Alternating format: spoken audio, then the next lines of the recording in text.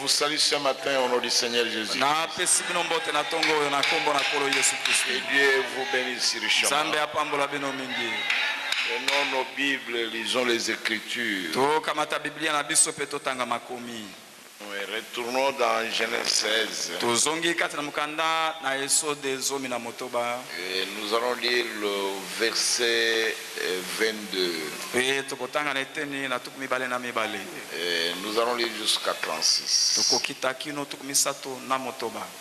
Ok, lisons là-bas.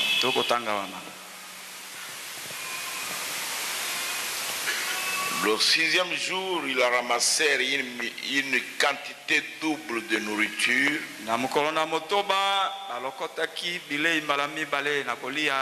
Des homères pour chacun.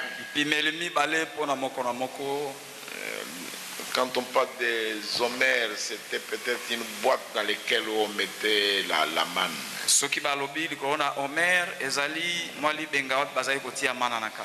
Ok. Tous les principaux de l'assemblée vinrent le rapporter à Moïse. Et Moïse leur dit, c'est ce que l'Éternel a ordonné.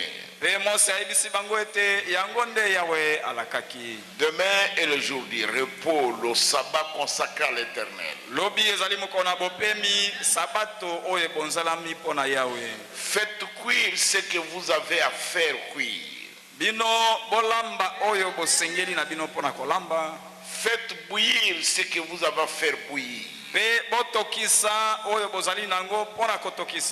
mettez en réserve jusqu'au matin tout ce qui restera.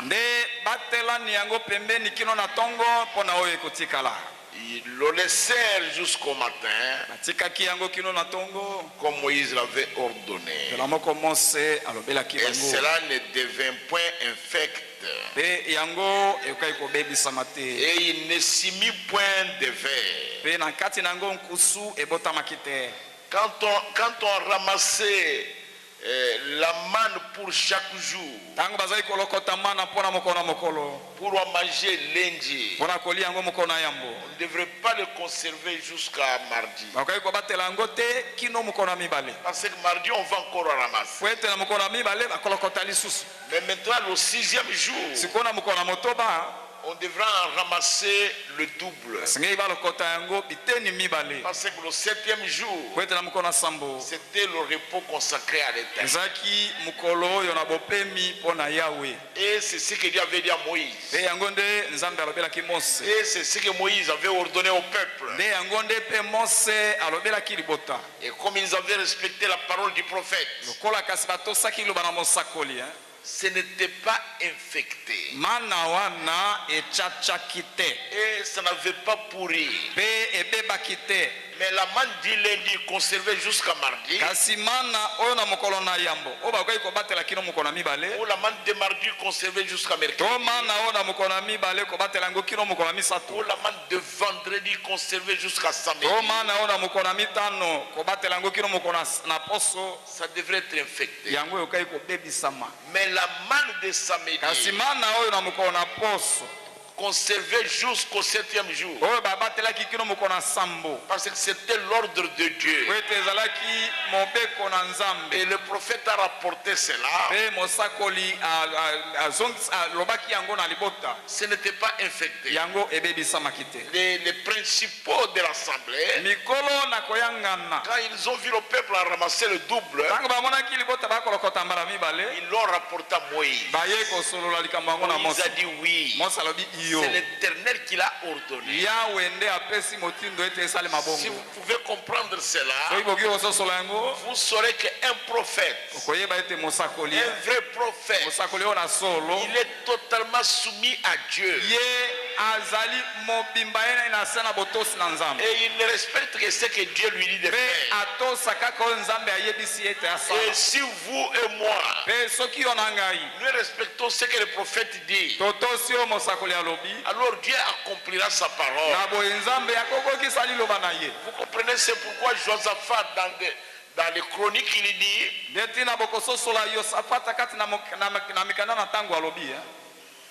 Confiez-vous à ces prophètes. Et vous réussirez. Et confiez-vous à l'Éternel. Et vous aurez du succès. Ok. Et cette manne-là n'était pas infectée.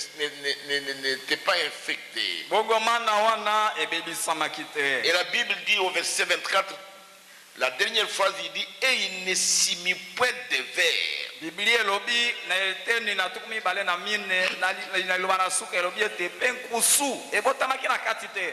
Moïse dit, mangez-les aujourd'hui, car c'est le jour du sabbat.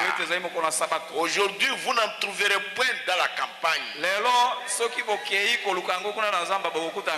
Pendant 6 jours, vous en ramasserez. Mais le 7e jour qui est le sabbat, il n'y en aura point. Donc ce jour-là, Dieu ne devrait pas faire tomber la manne. Jamais. Et le 7e jour, quelques-uns du peuple sortirent pour en ramasser et ils n'en trouvèrent point.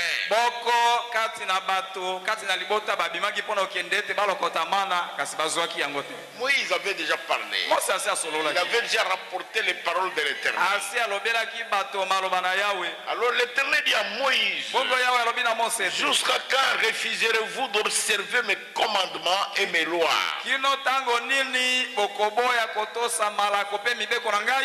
Considérez que l'Éternel vous a donné le sabbat. C'est pourquoi il vous donne au 6e jour de la nourriture pour 2 jours. Que chacun reste à sa place. Et que personne ne sorte du lieu où il est au 7e jour. Et le peuple se reposa le 7e jour. C'est la loi de Dieu. Que personne le 7e jour ne sorte du lieu où il est. Quand le message du 7e ange vient,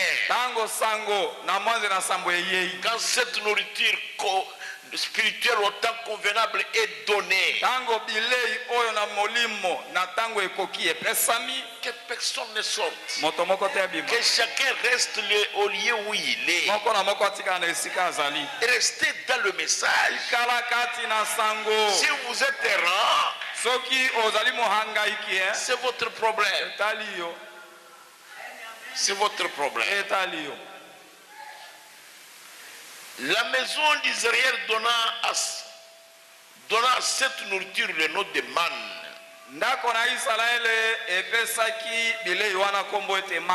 Il ressembla à de la graine de coriandre.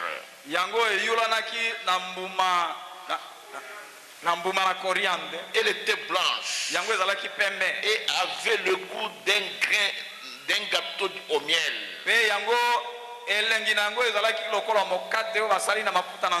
Moïse dit, voici ce que l'Éternel a ordonné, qu'un omer rempli de manne soit conservé pour vos descendants.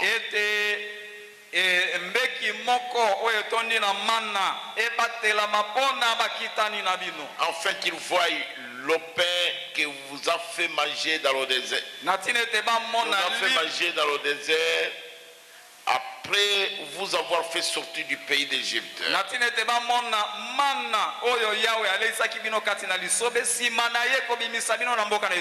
Et Moïse dit à Aaron, prends un vase, mets-y de la manne plein un omer, et dépose-le devant l'Éternel, afin qu'il soit conservé pour vos descendants. Au nom de Jésus-Christ. Amen. Amen. Prions le Seigneur.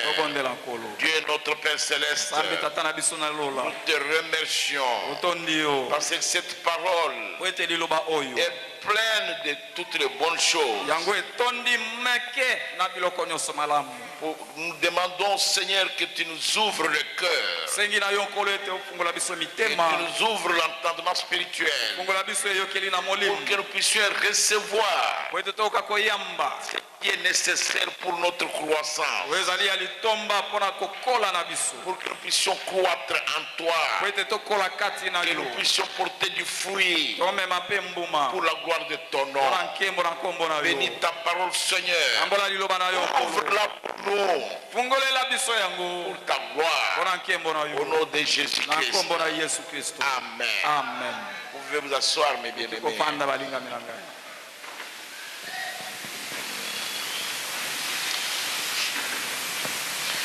Encore une fois de plus, que Dieu vous bénisse. Que Dieu vous bénisse, mes frères. Que Dieu vous bénisse, mes soeurs. Nous sommes heureux de vous voir ce matin. Nous ne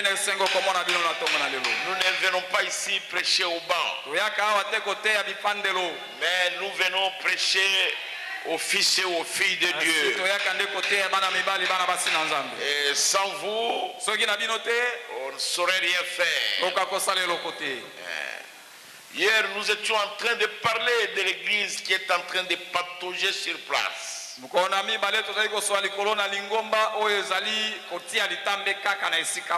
Et nous avions montré comment certaines personnes n'ont même pas assez de vapeur pour s'élever et dire Amen. Bazangi ata mwa molunge wana kati na bango po ete batelemaka kondima amina na iloba na Nzambe. Et certaines personnes n'ont pas assez de feu en eux. Ils n'ont pas assez de vapeur pour marcher. Et le prophète dit, c'est ce dont l'église a besoin. C'est ce dont nous avons besoin. Vous et moi, nous avons besoin de la vapeur. Nous avons besoin de l'esprit, afin que l'église puisse avancer. Si nous tous ici, nous étions nés de nouveau, tous, nous avions le Saint-Esprit, les choses marcheraient. Je pense que j'ai dit quelque chose. Les gens n'ont plus cette chaleur-là de la parole de Dieu. Même les gens qui vont au stade de football, vous les voyez courir. Ils vont là-bas pour voir le match. Ils vont là-bas pour voir le match. S'il y a les jeux, il y a les gens qui vont là-bas pour voir les jeux. Et ils ne vont pas voir ça gratuitement. Ils vont payer les tickets. Un match s'est joué un jour aux États-Unis, moi j'étais là. Ils ont des grands stades. Alors on faisait payer le billet à $400 pour le pourtour. Et les gens qui devaient s'asseoir à la turbine, et ils devraient payer $1500. Et après ils ont vendu, les billets étaient terminés. Et il n'y avait plus de place. Et les gens ont amené leurs chaises. Et ils devraient payer $1000. Et ils ont fait entrer les gens. Il n'y avait plus de place. Et les autres venaient avec leurs $1000 pour s'asseoir dans les couloirs.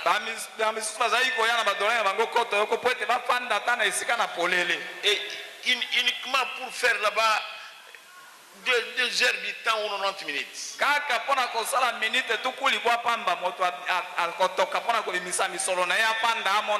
Mais vous, Dieu vous donne la parole de Dieu gratuitement. La vie éternelle. Mais les gens viennent à l'église comme s'ils ne veulent pas. Le prophète dit que l'urgence du salut dans le cœur des gens est terminée.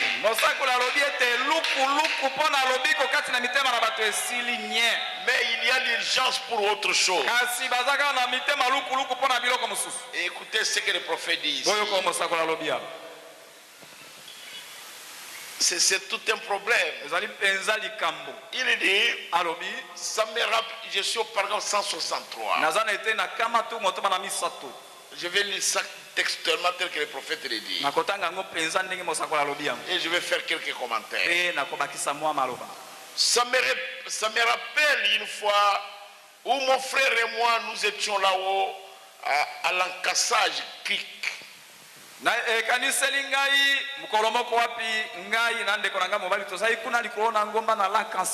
Nous marchions, et il y avait une vieille tortue en train de marcher. C'était la chose la plus amusante. Le prophète dit que j'en ai donné deux à ma petite fille. J'ai donné des tortues à ma petite fille. Et j'ai regardé ces tortues-là. Elles essayaient de sortir leurs pattes pour se frotter sur la tête. Dès qu'on la touche, alors elle fait rentrer ses pattes dans la carapace.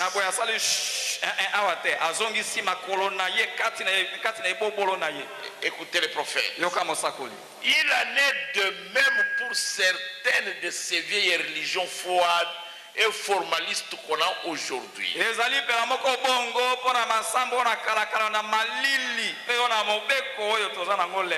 ne tournerai plus à ce réveil. Il entre dans la carapace. J'ai fait partie des presbytériens, des luthériens. J'ai fait partie de ceux-ci. Le prophète dit Alléluia. Il n'est pas d'accord avec moi. Je retourne dans ma carapace.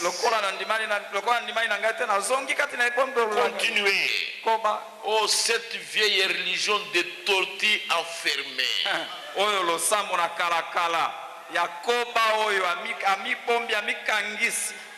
Comme le pasteur Kabamba fait ça, je ne retournerai plus dans cette église. Comme le pasteur Michel a dit ça, je ne retournerai plus là-bas. Ça, c'est la religion froide de la tortue. Si c'était une religion chaude, une religion chaude du Saint-Esprit, vous saurez que vous n'êtes pas venu ici pour le pasteur Kabamba, pour le pasteur Michel. Vous êtes venu ici pour rencontrer Jésus. Le fait de Dieu dans votre cœur vous fera voir que vous êtes un fils de Dieu, que vous êtes une fille de Dieu, et que vous devez passer par des épreuves. Vous voyez David, quand l'estropillé l'a injurié, il n'a pas seulement injurié, il a pris la poussière, il a jeté sur lui. Il ne s'est pas arrêté là-bas. Il a sauté avec ses bras. Il a jeté la salive sur David. Et il est entouré de garde-corps. Et le général Joab a tiré son épée. Il dit je vais lui couper la tête. David a dit arrêtez. Vous ne savez pas. Peut-être c'est Dieu qui lui a dit de me faire ça. David n'avait pas une religion froide. Il avait une religion chaude. Dieu étant David, Le prophète dit, ce n'était pas David. Il dit, c'était l'esprit de Christ. En David, il savait qu'il va revenir et il sera roi. Et quand il est revenu, il était roi. Et on a trouvé cet estropié à la porte.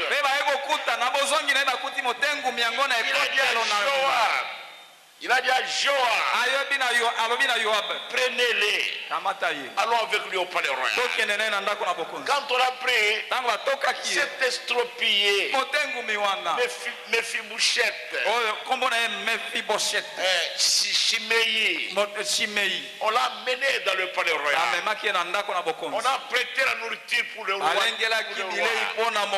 Et le roi a pris cet estropié. Il a mis sur la table. Et ils ont mangé avec lui. Le prophète dit, ce n'était pas le roi David, c'était Christ en David qui est en train de pardonner cet estropié. Si Christ est en vous, mon frère, si Christ entre dans votre cœur, vous n'aurez rien à faire avec moi. Vous saurez que je suis immortel, je suis un pèlerin, et que vous aussi vous êtes un pèlerin. L'esprit de Christ en David, avant même que Christ soit offert, alors cet esprit-là, c'est un esprit de pardon, c'est un esprit de réconciliation. Et il a pardonné cet estropié. Et il a mangé avec lui sur la table. Et le général Joab, il a eu honte. Il voulait défendre le roi, mais il a eu honte. Est-ce que vous comprenez, mes frères? C'est tout un problème.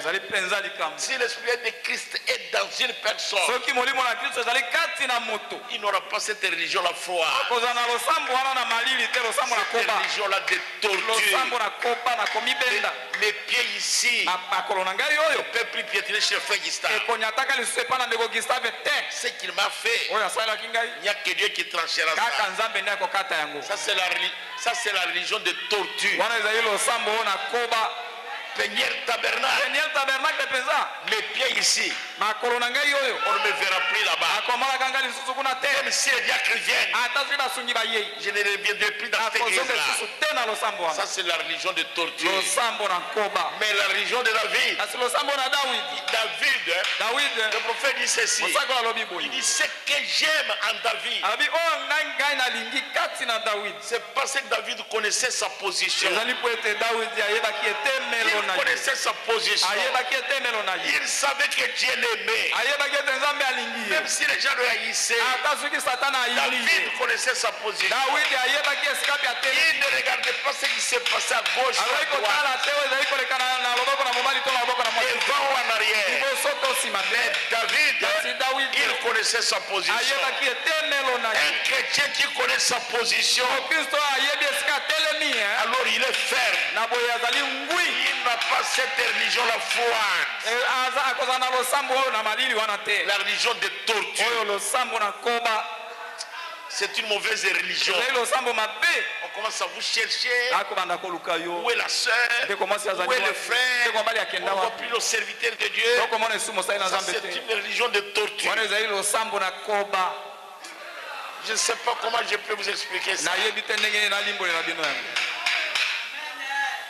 Là, dans notre grande église, le président du conseil des diacres, il est venu me dire, oh, nous voyez tel frère, il ne vient plus, il a été chopé. Moi j'ai dit frère, j'ai dit président, comme il ne vient pas, il m'a chopé aussi beaucoup.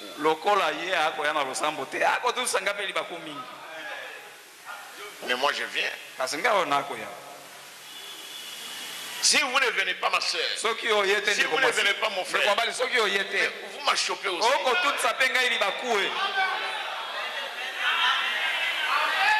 Tu m'avais donné une fausse impression. Yo opesa kingeli kanisi ya mabe. Je pensais que j'ai une sœur en Christ. Ma sœur bien-aimée. Je pensais que j'ai un frère en Christ. Mon frère bien-aimé.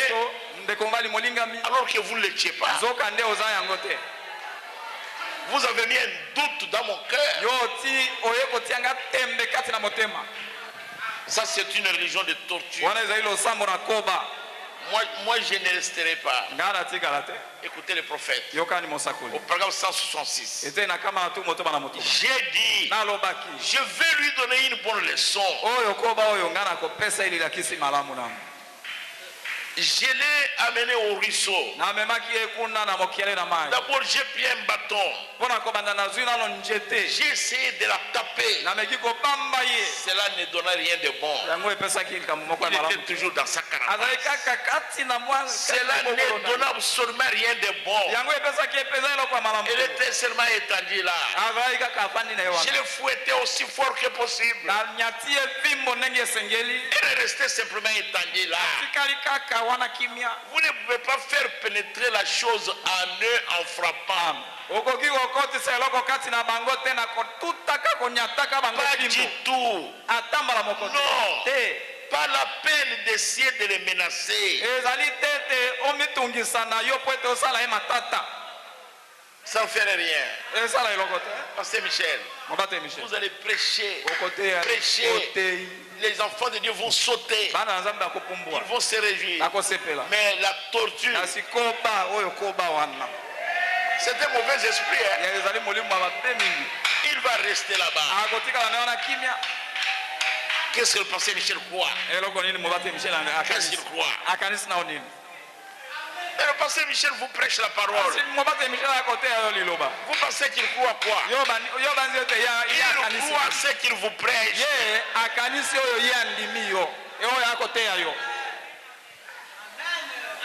Nous allons voir ça. Dans le désert, c'était comme ça.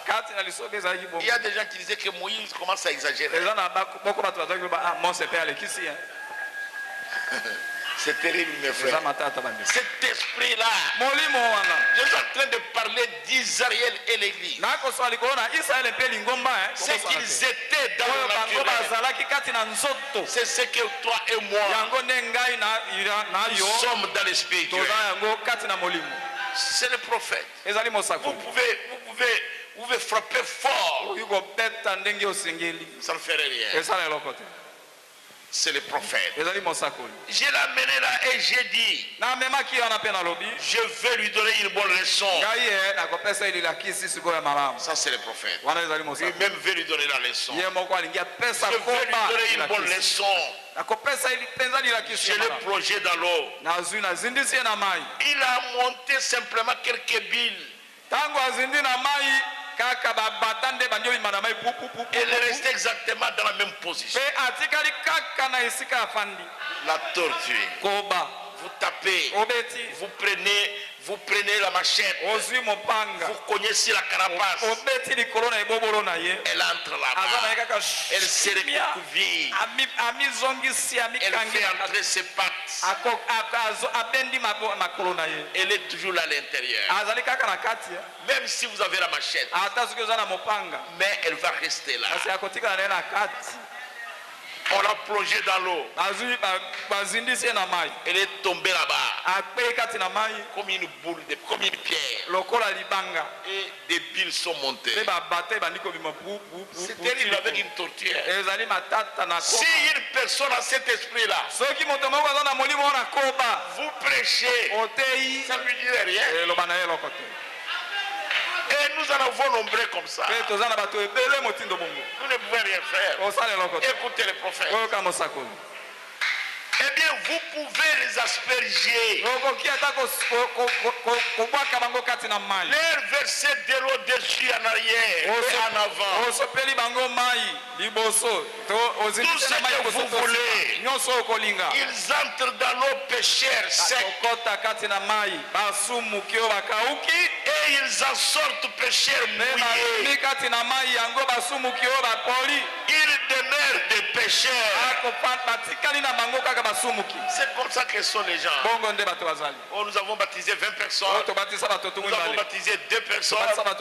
Aujourd'hui, nous avons baptisé une personne. Il n'y a que Dieu qui connaît. Si c'est un pécheur sec et qui va sortir pécheur mouillé, nous ne savons pas. Le poisson, le vrai poisson qui va nager dans le grand lac de la Odyssée, il n'y a que Dieu qui le connaît. Nous, moi et le pasteur Michel, nous lançons les filets. Qu'est-ce qu'il va attraper? Ça peut attraper une tortue. Peut-être il y a un poisson. Un poisson. Il va nager dans le grand lac de la Odyssée. Vous le verrez ici à l'église. Il viendra ici. Il va sortir la tête. Il va t'imiter. Ça c'est un poisson. Mais la tortue, c'est un problème. Le filet de l'évangile attrape tout. Si ça attrape une grenouille, la grenouille regarde. Elle va sauter et retourner dans l'eau. Si ça attrape un serpent, il va entrer partout. Et il va retourner dans l'eau. Le filet de l'évangile, ça attrape tout. C'est tout un problème. Écoutez le prophète. Vous savez comment je l'ai amené à bouger? Que la tortue puisse bouger. Je suis allé chercher quelques brindilles. J'ai allumé un petit feu. Et j'ai mis le vieil ami. Je l'ai mis sur le feu. Alors elle a bougé, mon frère. Comment je le plongeais dans l'eau, il ne bouge pas. J'ai tapé des coups de machette, il ne bouge pas. Alors je suis allé chercher quelques petits morceaux de branches. Alors j'ai mis le feu. Je l'ai transporté. Et je l'ai mis sur le feu. Alors la tortue a bougé. Et rien, absolument rien. Et si je commence à prêcher, je saute, je fais sauter le plafond. La tortue va rester tranquille. Mais si j'allume le feu, même la fumée, il sent la fumée. Il va sortir ses pas.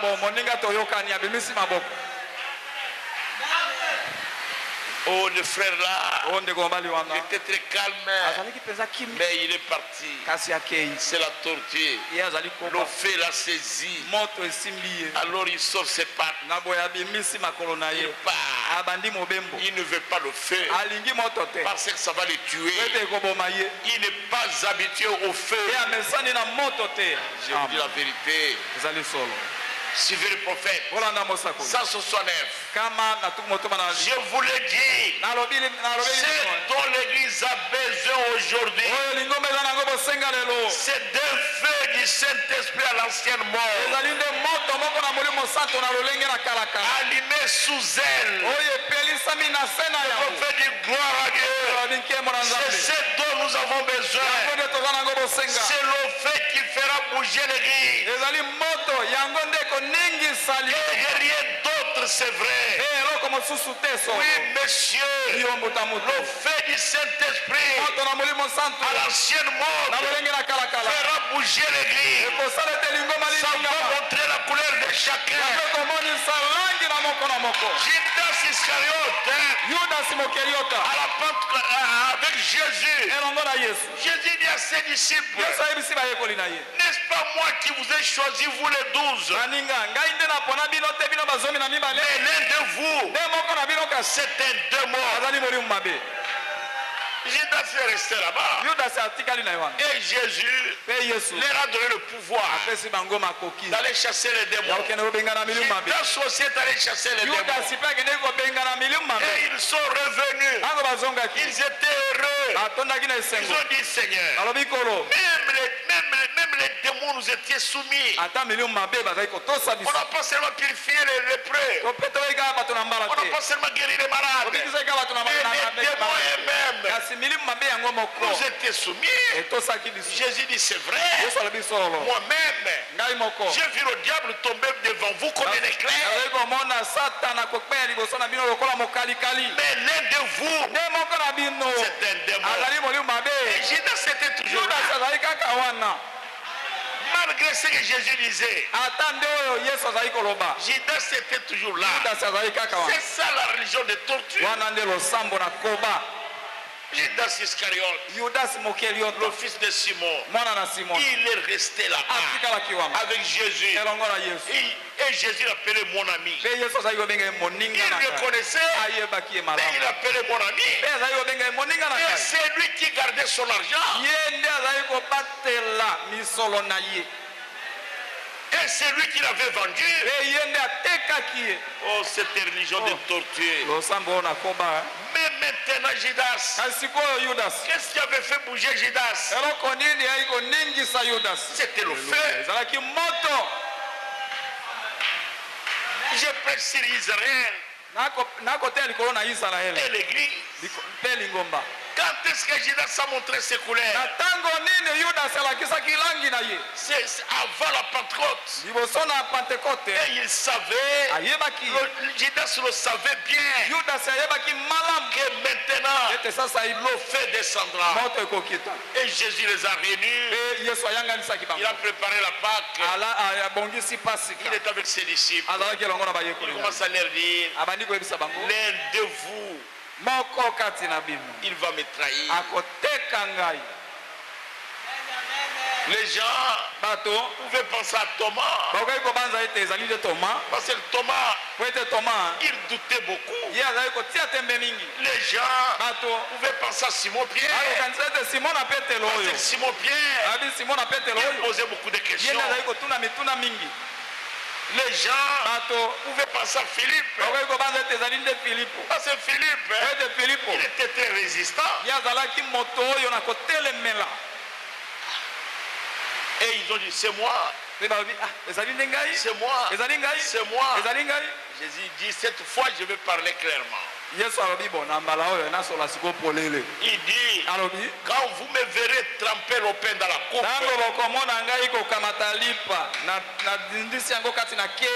et puis je prends, je coupe et je mange, le morceau qui va rester, c'est lui à qui je vais donner ça.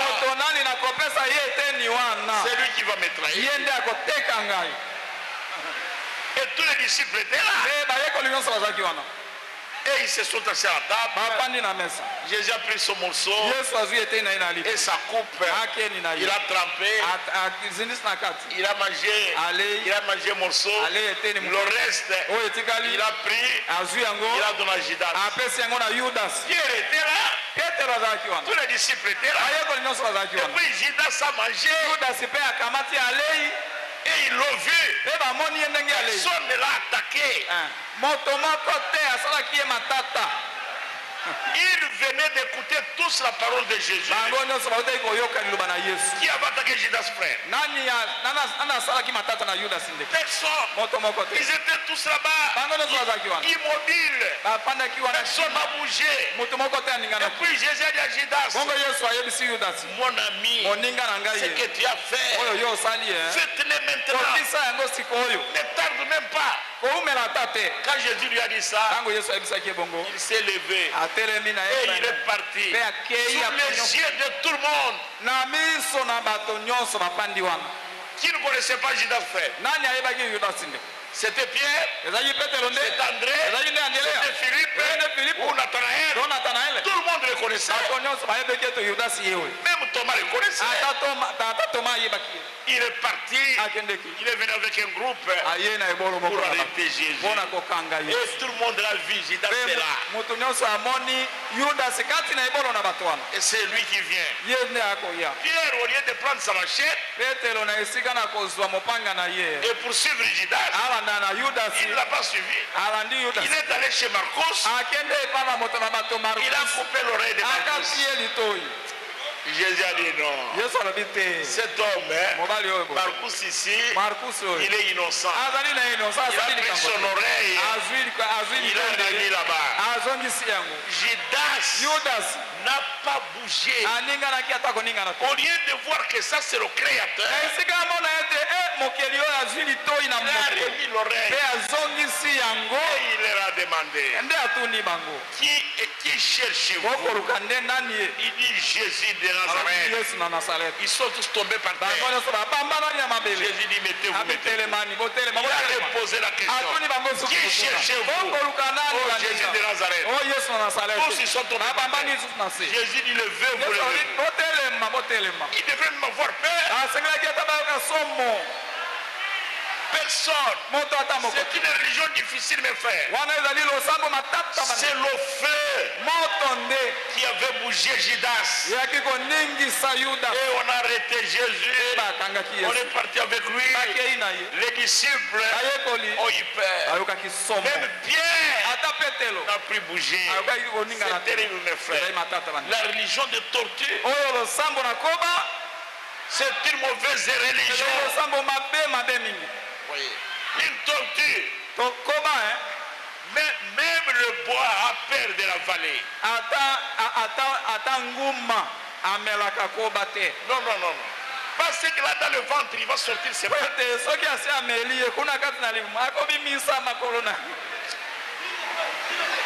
Un frère tortue, une sœur tortue, c'est un frère très dangereux. Il n'y a que le feu qui va le faire bouger. C'était le feu de la Pentecôte approché. Judas s'est disqualifié lui-même. La tortue fuit le feu de loin. Je pense que vous avez saisi quelque chose. Combien ont compris ça? Il n'y a que le feu qui peut faire bouger la tortue. Et c'est le feu de la Pentecôte qui approchait. Il avait fait que Judas montre sa colère. Et le prophète dit, avant même la Pentecôte, Judas n'y est pas arrivé. Il n'est pas arrivé à la Pentecôte. Il a montré sa couleur avant la Pentecôte. C'était une tortue au milieu des poissons. Oh, j'aime ça. C'est une religion difficile. Est-ce que vous comprenez, mes frères? Je ne sais pas si vous comprenez. C'est une mauvaise religion. C'est une religion froide. Une religion d'hypocrisie. Une religion qui n'avance jamais. Quand vous avez cette religion-là, vous n'arriverez nulle part avec Dieu. Amen. Amen. Et il faut le feu. Une église a besoin du feu du Saint-Esprit pour bouger, pour que les choses aillent bien. Dans toutes les Écritures, Dieu, pour faire marcher son église, pour amener ses enfants à leur position, il faut toujours le feu. Moïse, il fallait le feu là au buisson ardent pour qu'il puisse bouger. Esaïe, il fallait le feu Dieu lui a retiré Osias. Tango nzambe alongolaki Osias pembeni na ye. Esaïe était un prophète. Mais son ministère ne s'était pas manifesté. Il fallait le feu. Il fallait qu'un ange aille prendre une brèche de feu à l'autel pour venir le purifier, pour qu'Esaïe puisse bouger. Quand Dieu a demandé qui ira pour nous, qui enverrai-je, c'est alors qu'Esaïe a bougé. Je ne sais pas si vous comprenez. Élie, le Tishbite, pour faire bouger Israël, pour qu'Akab puisse bouger, il fallait qu'il fasse descendre le feu. Il a fait descendre le feu dans le désert. Les deux troupes des militaires d'Akab, de la garde royale, étaient brûlés dans le désert par le feu. Cela fait sortir le roi de son château.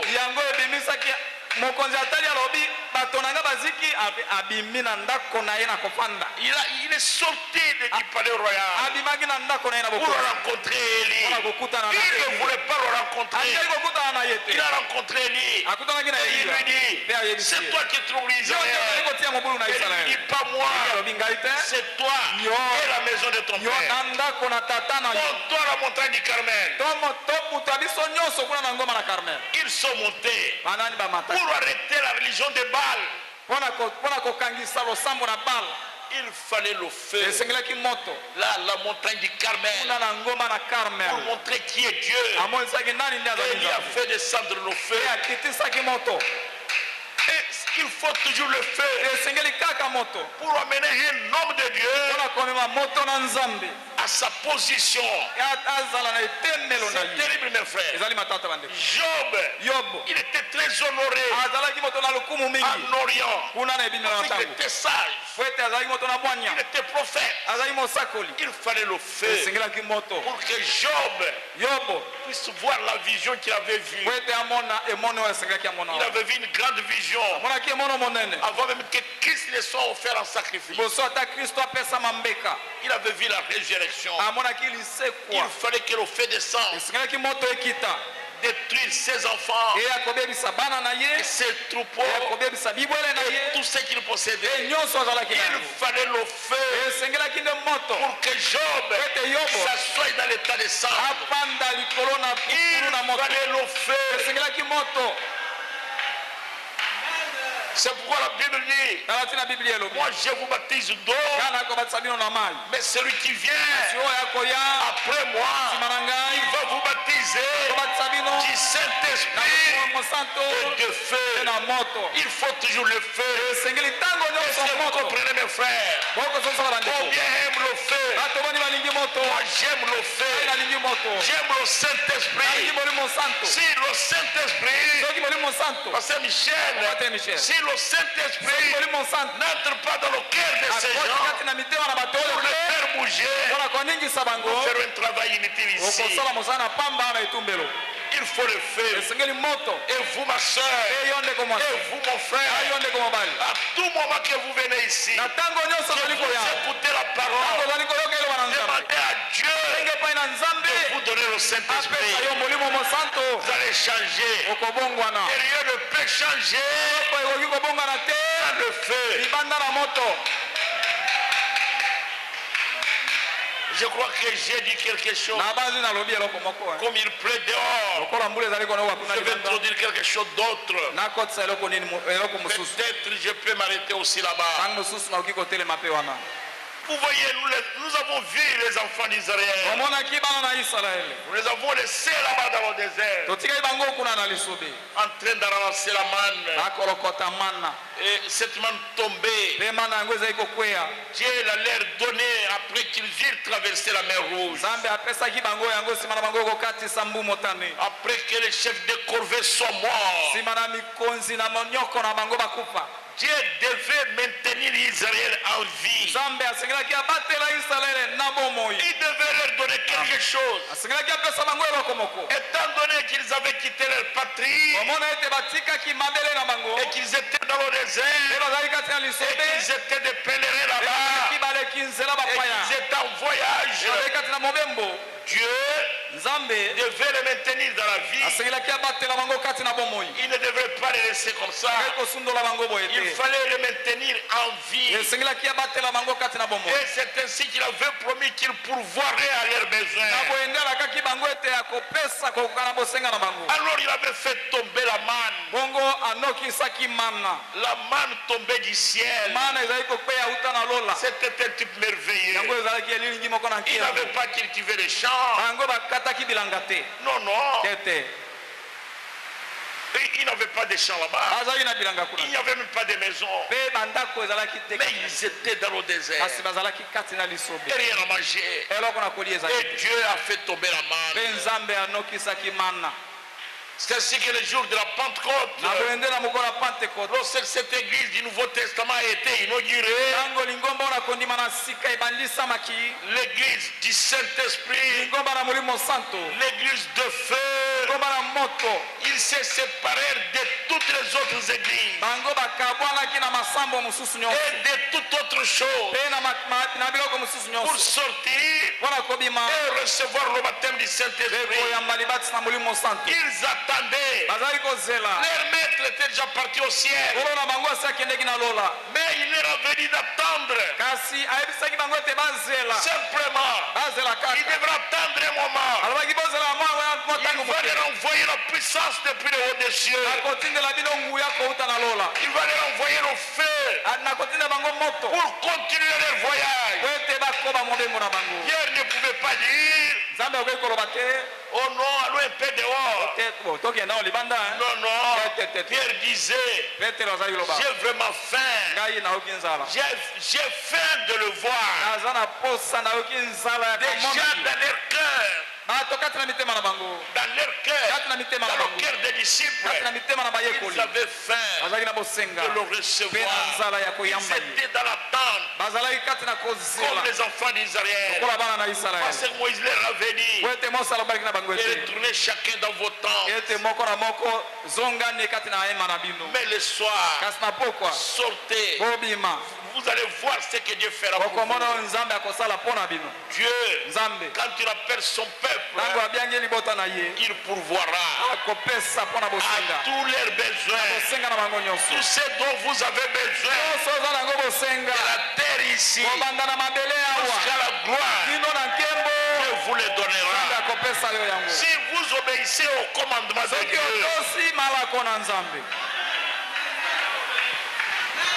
Et puis un disciple pouvait demander à Pierre, que feras-tu pour le voir?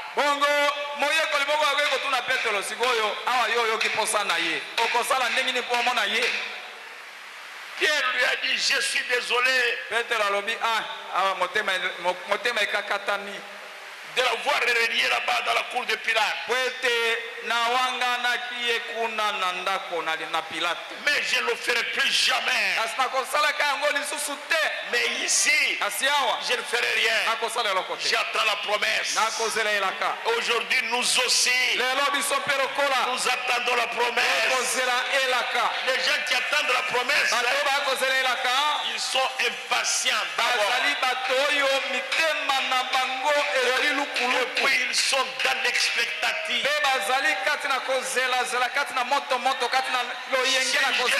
Si vous n'avez rien, et je vous dis, je vais vous apporter de la nourriture, à ce moment-là, vous serez impatient de me voir. Et que vous me voyez, vous saurez que j'ai amené la nourriture. Vous serez dans l'attente. Et moi je m'étonne des chrétiens aujourd'hui. Ils vivent de n'importe comment. Ils font n'importe comment. Ils ne sont pas dans l'expectative. Oh, je ne sais pas. Quand ils attendaient, tout à coup, il vient du ciel un bruit comme celui d'un vent impétueux. Écoutez les prophètes. Au paragraphe 173. Il dit ce ne fut pas une quelconque femme. Non,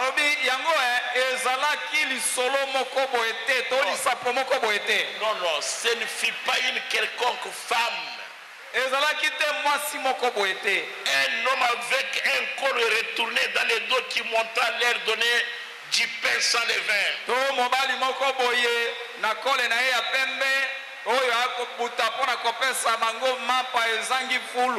Ou une espèce de communion. Pas un prédicateur protestant disant je vous donne la main d'association.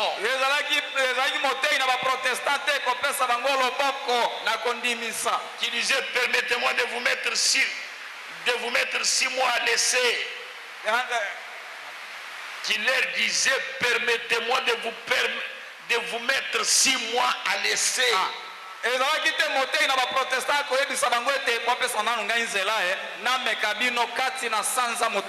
Qu'on mette son nom dans le livre. Non, non, non, non, non. Ce n'est pas de cette façon-là que nous agissons aujourd'hui.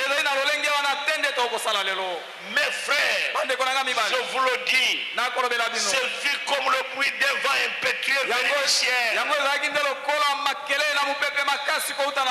qui a rempli toute la maison où ils étaient assis. Le bâtiment ne fut pas assez grand pour le contenir. Ils allèrent dans les rues chantant, sautant, dansant. Une minute.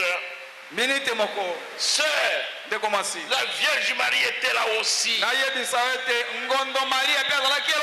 Oui, elle y était. Elle s'est comportée comme si elle était ivre. Pouvez-vous imaginer cela?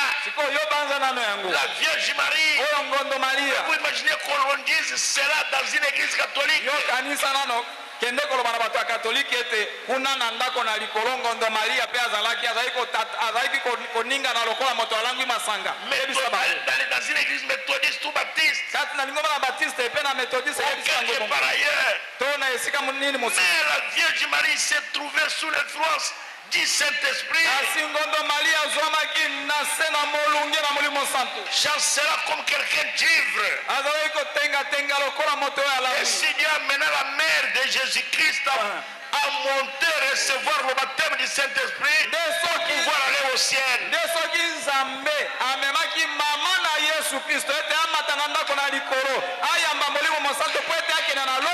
Vous n'irez jamais là-bas avec quelque chose de moins. Vous feriez mieux d'enlever l'amidon de vos cols et de venir recevoir le Saint-Esprit.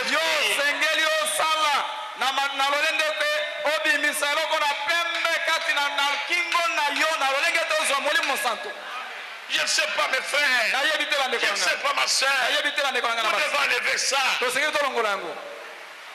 La lourdeur. Vous voyez le prophète, il dit vous devez enlever la midon de votre col. S'il y a la midon ici, je ne porterai pas bien cette chemise. Jamais. Parce que ça va me blesser ici. Je ne saurais pas bouger. Je serai seulement incliné comme ça. Parce que la midon rend l'habit dur. Et si l'homme mange accumule beaucoup d'amidon dans son corps, son cycle va augmenter, ses pieds vont commencer à gonfler, parce que l'amidon c'est un multiplicateur du sucre, et votre corps va commencer à gonfler. Votre corps avec du sucre, ce n'est pas bien ma soeur, ce n'est pas bien mon frère. Vous êtes tellement lourd. Vous êtes très lourd pour les choses de Dieu.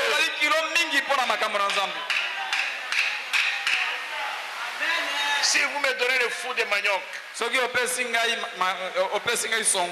sommes allés dans un village. J'étais en voyage missionnaire. On a préparé très bien la poule. Et puis on m'a donné le fou de manioc. C'était tout blanc. J'ai regardé ça. J'ai regardé la poule. On m'a demandé de prier. Et puis j'ai prié. J'ai dit Seigneur Jésus, bénis la sœur qui s'est brûlée au feu pour prêter cette nourriture. Et bénis tes serviteurs qui vont manger ça. Ils m'ont demandé c'est quelle prière ça. Moi j'ai dit moi je ne mangerai pas. Ça ici pour moi c'est la mort. Je suis très heureux. Là nous sommes à 22h. Et nous n'avions pas mangé. Mais je n'ai pas touché. J'ai bouilli de l'eau. Et puis j'ai bu. Et je me suis réveillé très bien. Mais le matin, demandant à Noble Vigilo Paul, il me dit pasteur, j'ai des coliques ici. Moi j'ai dit lève-toi, nous partons. Il me dit non, vous voyez pasteur, il a commencé à marcher comme ça. L'amidon n'est pas bon. Le péché mes frères, vous n'irez pas. Vous devez recevoir le Saint-Esprit. Quand ce feu-là est tombé à la Pentecôte, ça coupait tous les liens. Ils se sont séparés de toutes les églises. Ceux qui étaient chez les pharisiens, chez les hérodiens, chez les sadduciens, chez les scribes, ils sont partis de là. Le feu. Vous savez pourquoi nous chantons? Le Seigneur, c'est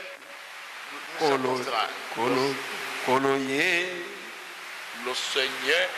Sa parole c'est le feu.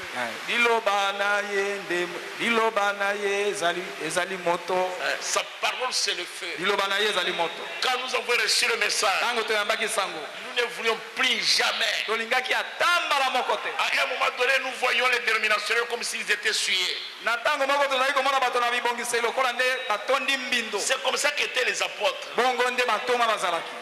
Ça les a séparés de toutes les églises. Ça les a séparés de leur coutume juive. Ça les a séparés. Et ceux qui avaient reçu la parole à la Pentecôte,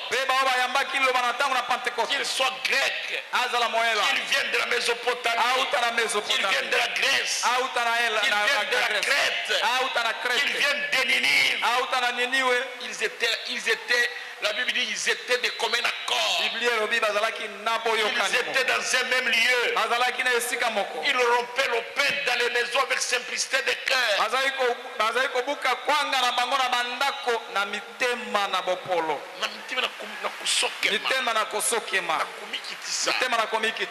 Ils étaient devenus des enfants de Dieu.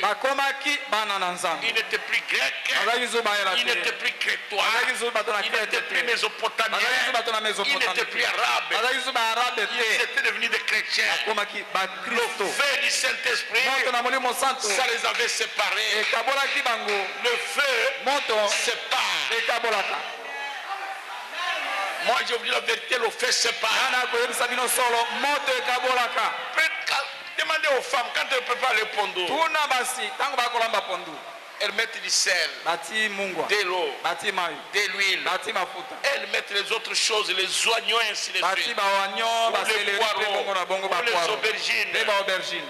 Mes frères, quand ça commence à bouillir, le feu commence à séparer et prendre toutes choses, les conforts. Vous voyez l'eau et l'huile commencent à se confondre et tout ça devient du pondo. Le feu sépare et le feu crée une identité.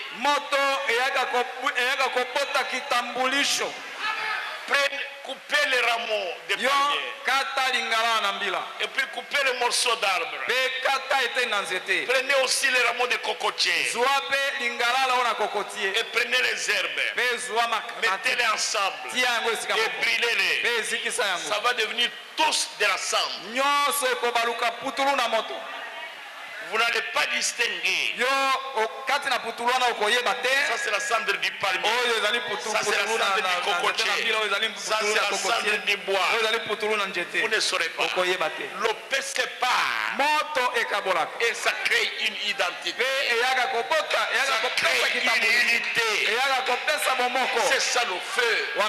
Je ne sais pas si vous comprenez. Le feu sépare. Le feu crée une unité.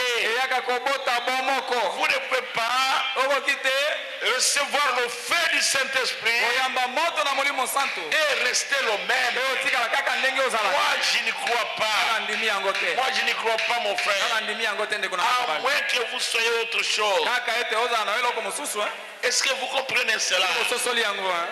Vous devez obéir au commandement de Dieu. Vous n'irez jamais au ciel. Jamais, ma soeur. Jamais, mon bien-aimé frère. Sans avoir reçu le Saint-Esprit.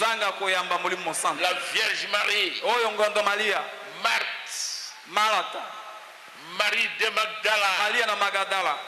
Dorcas, ils étaient là-bas. Lydie était là-bas. Dans la chambre haute. Elles étaient là-bas. Pierre était là-bas. Avec les 12. Thaddée était là-bas. Thomas était là-bas. Là, il n'y avait plus question de doute. Il n'y avait plus question de doute. Pierre ne posait plus de questions là-bas. Le maître n'était pas là. Tout le monde ne les aimait pas. Mais c'est lui qui les protégeait. Il est déjà parti. Tout ce qu'il devait faire, c'est d'attendre. Mais aujourd'hui, nous n'attendons pas le Saint-Esprit. Nous n'attendons pas que le Saint-Esprit vienne. Le Saint-Esprit est déjà là. Aujourd'hui, nous devons le recevoir. C'est qui te double. Soit vous le recevez, nous partirons ensemble. Vous ne le recevez pas, quelle que soit votre bonté, vous resterez ici. Je pense que vous avez compris. Combien ont compris cela? Vous voyez Naaman, Parce que Michel, je continue. Parce que je vois qu'il pleut dehors. Je vais terminer. Laissez-moi vous montrer un exemple ici. Vous voyez Naaman quand il est descendu en Israël pour avoir sa guérison. Le prophète Élisée n'est même pas sorti. Jamais. On lui dit, le général syrien Naaman, il est ici. Il est venu pour qu'il soit guéri. Le prophète dit, allez lui dire d'aller dans le Jourdain et qu'il se plonge cette fois. Naaman a dit, mais c'est pas possible. Il y a beaucoup de bonnes eaux, de bons fleuves, le Parpar. Le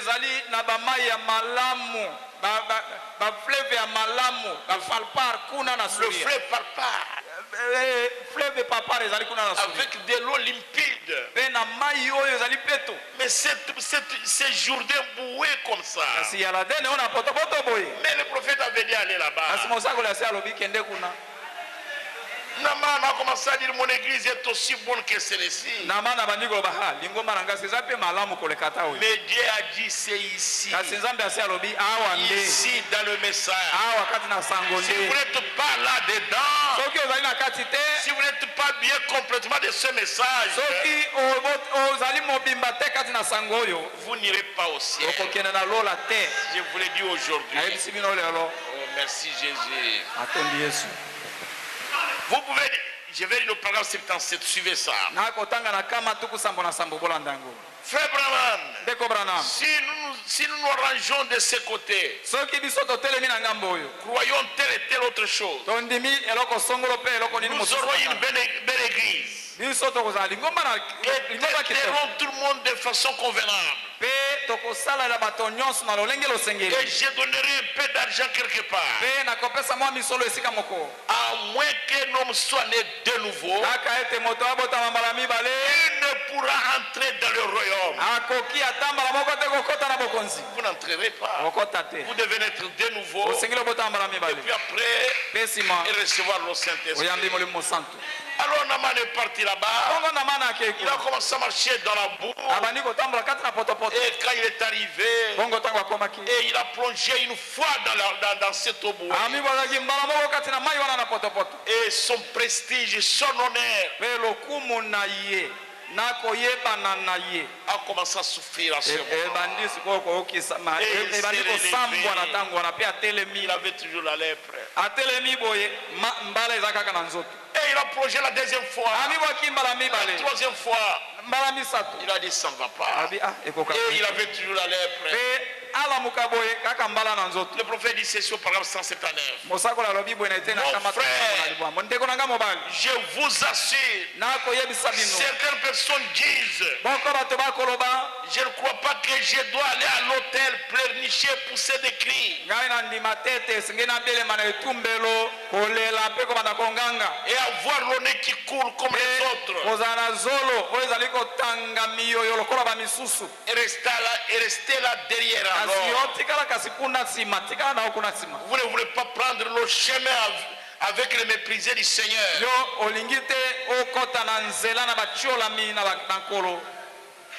Écoutez le prophète. J'ai commencé avec Jésus. Seigneur Jésus, conduis-moi jusqu'au bout. Et Naman, quand il a plongé 7 fois, il est sorti, il a regardé et sa peau était purifiée. Et il était bien. Alors il est allé. Je peux dire ça? Je vais le dire. Il a pris des cadeaux et il est venu avec ça pour donner au prophète. Il veut donner au prophète. Le prophète lui dit non. Prends tes choses, va avec ça, va te montrer à ton roi que le Dieu d'Israël va purifier. Et il a pris ça. Et il dit à Élisée, ton serviteur, il est général. Que ton Dieu me pardonne. Parce que mon chef, le roi, quand il entre dans le temple des idoles pour adorer, il s'appuie sur mon bras. Et moi je le conduis là-bas. Quand j'irai là-bas, je n'irai pas adorer les idoles. Je suis toujours reconnaissant au Dieu d'Israël. Mais je veux conduire le général, le roi. Il a demandé pardon avant de rentrer. Parce qu'il connaissait que ce qu'il faisait était mauvais. Pasteur Michel, personne ne peut me dire, oh pasteur, vous voyez, je ne savais pas. Tout le monde, si quelqu'un agit mal, il connaît qu'il agit mal.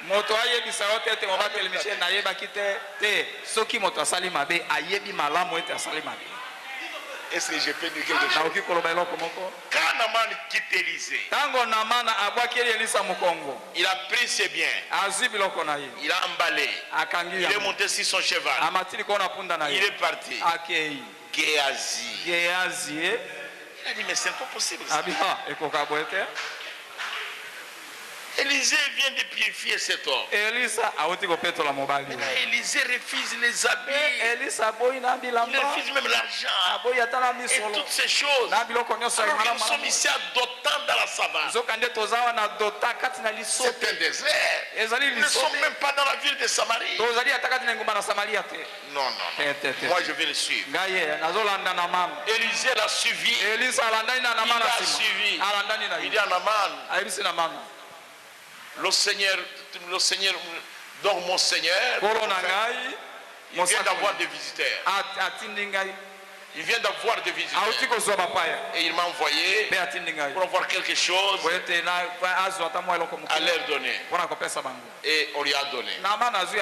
Quand on lui a donné, Naaman a caché. Géasi a caché. Il a bien emballé ça. Alors il est parti. Quand il est arrivé, il dit à Élisée.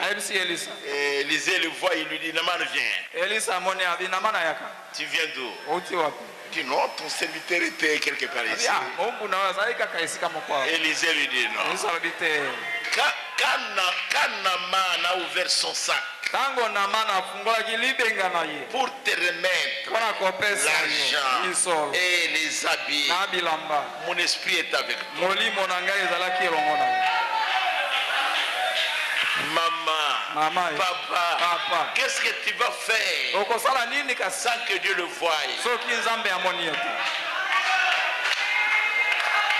Parce que Michel, tu sais, moi je vais le dire, président, pardonnez-moi, il y a des serviteurs de Dieu en dehors du pasteur. Je ne dis pas qu'il y en a ici, mais je les ai déjà vus plusieurs fois. Ça nous a attiré des problèmes. Qui vont chez les fidèles, aller leur demander l'argent des dîmes. Et ils pensent que l'Esprit de Dieu n'est pas là. Moi je les ai déjà vus. Et les fidèles me le disent aussi. Et ce n'est pas bon. Après que Naaman ait pris ça, quand Élisée lui a dit ça, Élisée lui dit, à partir d'aujourd'hui, la lèpre qui était sur Naaman sera sur vous. Et Géasi est mort de ça. Quand j'en parlais à Thomas ce jour-là dans le véhicule, il me dit, Élisée n'a même pas eu pitié de son serviteur. Est-ce que c'était Élisée? Ce n'était pas Élisée. C'était Dieu qui corrigeait Élisée. Et ces choses-là sont des cris pour notre instruction.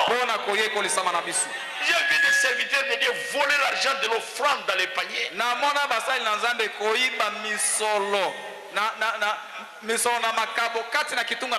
Des serviteurs de Dieu. Moi je les ai vus. Je ne parle pas des fidèles. Je parle des serviteurs de Dieu. Mais c'était terrible, merci. Quand on a confronté ces serviteurs-là, c'était grave. Ça nous a tiré beaucoup d'ennuis. Et le pasteur Mondana a souffert jusqu'à sa mort. Jusqu'aujourd'hui, ça continue à me créer des problèmes. Parce que moi j'étais là. Et c'est moi qui étais trésorier. Et le pasteur Mondana m'a appelé. Tel fidèle est venu me dire qu'il a mis dans le panier d'offrande une dîme de tel montant. Donne-moi cette dîme-là. Moi je dis non, moi je n'ai pas vu ça. Et on a appelé les fidèles. Ils lui a demandé qui était le diacre qui s'y avec le panier. Et le fidèle nous a dit. Et ces fidèles-là avaient déjà vu le diacre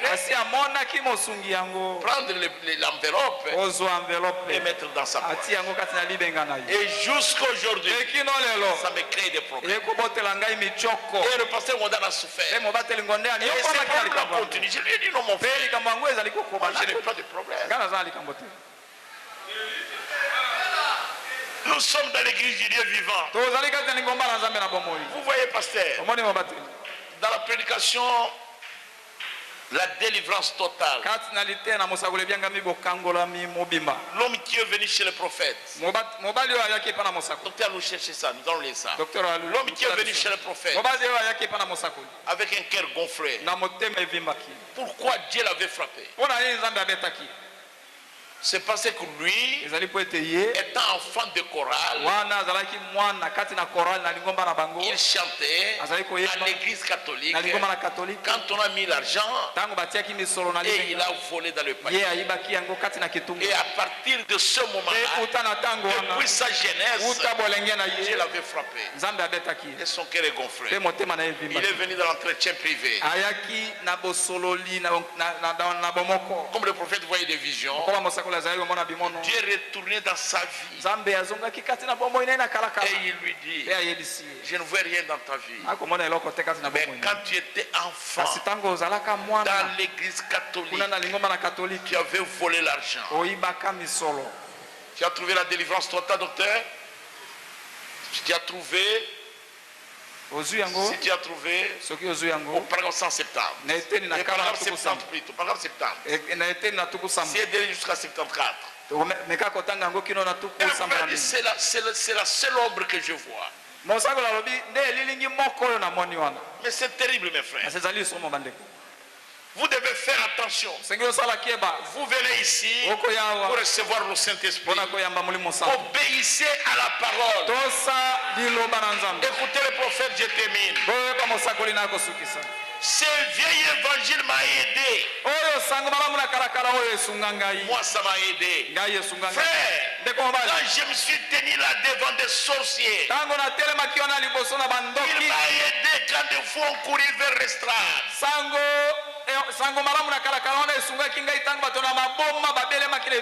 Pour dire je vais le tuer ce soir. Il m'a soutenu à l'heure des tentations. Alors que les avions piquaient du nez. Et que le pilote était tout pâle. Ce vieil évangile m'a soutenu. Lorsque le médecin a dit il n'a plus que 3 minutes à vivre, il m'a soutenu à ce moment-là. Et maintenant encore, vous pouvez dire alléluia. Je l'aime toujours. Je n'aurai jamais assez de cet évangile. C'est vrai. Mais moi, mon frère, ce vieil évangile, ça m'a beaucoup soutenu devant les sorciers, devant les féticheurs, devant les malades, devant les gens fous. L'évangile m'a soutenu dans mes voyages. J'aime l'évangile. J'aime le message. Si je n'avais pas crié ce message, je serais déjà mort. Je pouvais déjà être mort. Mais c'est ce message qui m'a donné la vie aujourd'hui. Et je vous encourage. Restez avec ce message. Cet évangile m'a séparé avec la prostitution, avec l'ivrognerie, avec le mensonge, avec le vol. L'évangile, ce message m'a séparé avec l'hypocrisie, avec le mensonge, avec le vol. Ce message ici à séparer. Je ne viens pas ici voir ce que vous allez faire. Ou c'est comment on va chanter. Ou comment le pasteur Michel va chanter. Je viens ici pour voir ce que Jésus va faire. Quand vous venez ici, vous vous attendez à ce que Dieu va faire. Vous allez voir ce qu'il va faire pour vous. Est-ce que vous me comprenez, mes frères? Faites attention à cet évangile. Dans des épreuves. Dans des épreuves. L'évangile, ça m'a soutenu. Bientôt le 30 janvier, ça va totaliser 15 ans si j'arrive là-bas. Depuis que le pasteur Ngondé est mort, ça va faire 15 ans. Je suis resté avec l'évangile. J'ai eu des épreuves. Les gens m'ont bousculé. Les gens m'ont attaqué.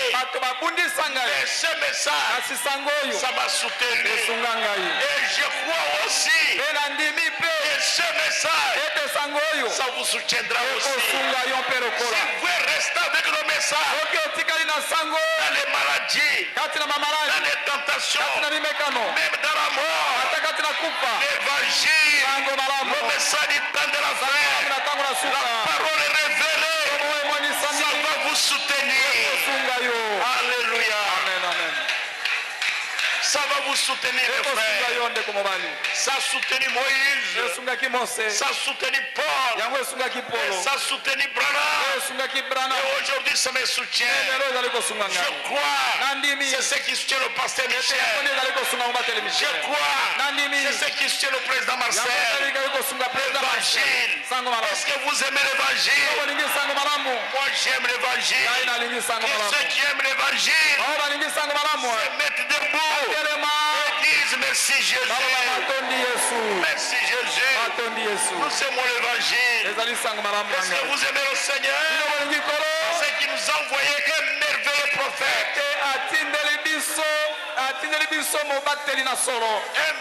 Un précieux prophète. Avec un merveilleux message. Il n'y en a pas comme ça ailleurs. Ça c'est chez les CKC, chez les CKV, ou chez les baptistes. Non. Nous avons la manne. Nous mangeons la manne. Combien croient que nous mangeons la manne? C'est à ce moment-ci que ce message devrait venir. C'est à ce moment-ci que le message devrait venir. Je ne peux pas bouger d'un pas. Allez comme ça à droite.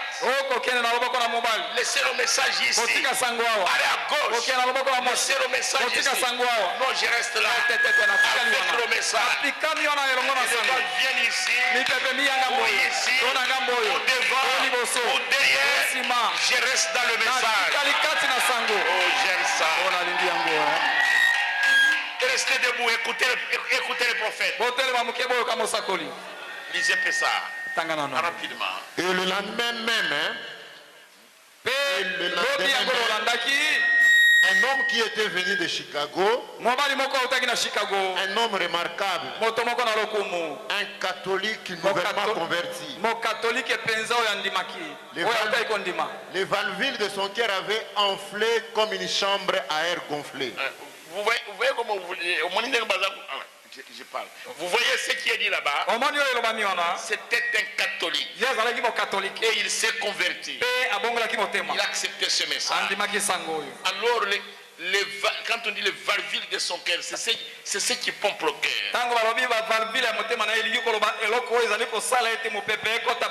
Non, ça pompe le sang. L'honorable Alou connaît, il est médecin. C'est ce qui pompe le sang. Si vous regardez sur mon bras, il y a un cœur fracturé.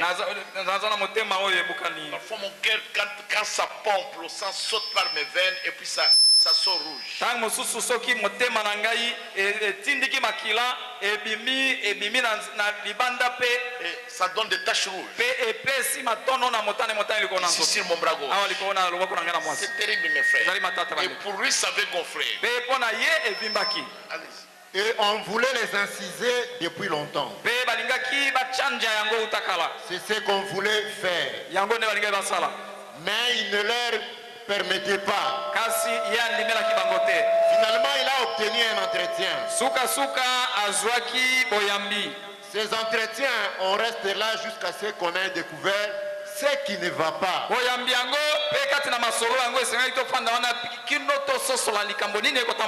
cet homme venait à peine d'entrer que le Saint-Esprit a remonté dans sa vie. Et il en a ressorti quelque chose qu'il avait fait quand il était enfant de cœur à l'église catholique.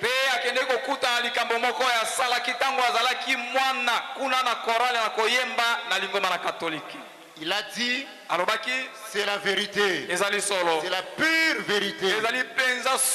Il a dit, voulez-vous dire que c'était retenu contre moi?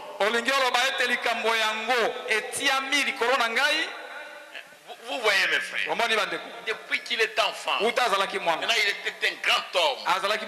Et peut-être il avait un grand titre. Il avait aussi beaucoup d'argent. Mais quand il était enfant, là dans la chorale, il avait volé l'argent.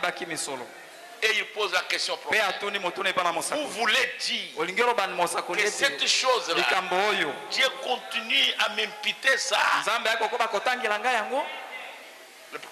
J'ai dit, la seule ombre que je vois dans votre vie, c'est tout ce qu'il y avait dans sa vie. Il n'était pas un adultère, il n'était pas un ivrogne, il n'avait méprisé personne, il n'avait injurié personne, il avait suivi la femme de personne, il n'avait pris le mari de personne, il avait d'autres avec son argent. Il n'avait même pas détourné. Mais petit enfant, là dans la chorale catholique, continuez. Il est reparti et il a dit au médecin, il a dit, très bien, préparez tout maintenant, nous allons avoir l'opération. Le médecin a dit, nous allons vérifier de nouveau ce vieux cœur. Quand il est parti, il est allé à l'église catholique, il est allé confesser là-bas. Et il a payé, il a restitué l'argent. Et il est revenu. Il dit au médecin, maintenant ayons l'opération. Il ne peut retourner chez le prophète. Il savait que la chose était là. Et Dieu comptait sur ça. Mon frère, ma soeur bien-aimée, le péché, il est cruel. Faites attention. Mettez les choses en ordre pour que le Saint-Esprit vienne. Continuez. Et quand il a examiné, il a dit, vous n'avez pas besoin de cette opération. Si notre cœur nous condamne, nous voulons une délivrance complète. Nous ne voulons pas être une demi-église. Nous voulons être une vraie église ou pas une église du tout. Nous voulons être de vrais chrétiens ou pas de chrétiens du tout. Nous voulons une délivrance totale de nos habitudes, de nos péchés, de nos mauvaises pensées, de nos mauvaises actions.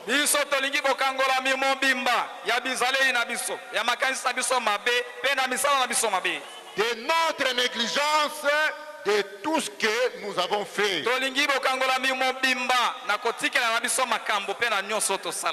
C'est terrible mes frères. C'est terrible. Moi je vous dis la vérité. Géasi avait fait une mauvaise chose. Alors que l'Esprit de Dieu était là. Même toi, ma soeur, même toi, mon frère, tout ce que tu avais fait là, l'Esprit de Dieu était là. Moi, je ne connais pas. Le prophète ne connaissait pas. Mais le Saint-Esprit est remonté dans le cours de sa vie. Tu peux t'arrêter là, docteur, j'ai terminé. Et il a révélé cela. Quand il est allé se repentir. Et il est venu chez les médecins. On a examiné le vieux cœur. Et les médecins ont dit, tu n'as plus besoin d'opération. Il était guéri. La repentance, ça produit la guérison. La repentance, mon frère. La repentance, ma soeur, ça produit la guérison. Moi, je vous dis la vérité ce matin. Que Dieu vous bénisse. Que Dieu vous bénisse. Que Dieu vous bénisse, mes bien-aimés. Que Dieu vous bénisse, mes bien-aimés. Remettez les choses en ordre. Que Dieu va vous donner le feu.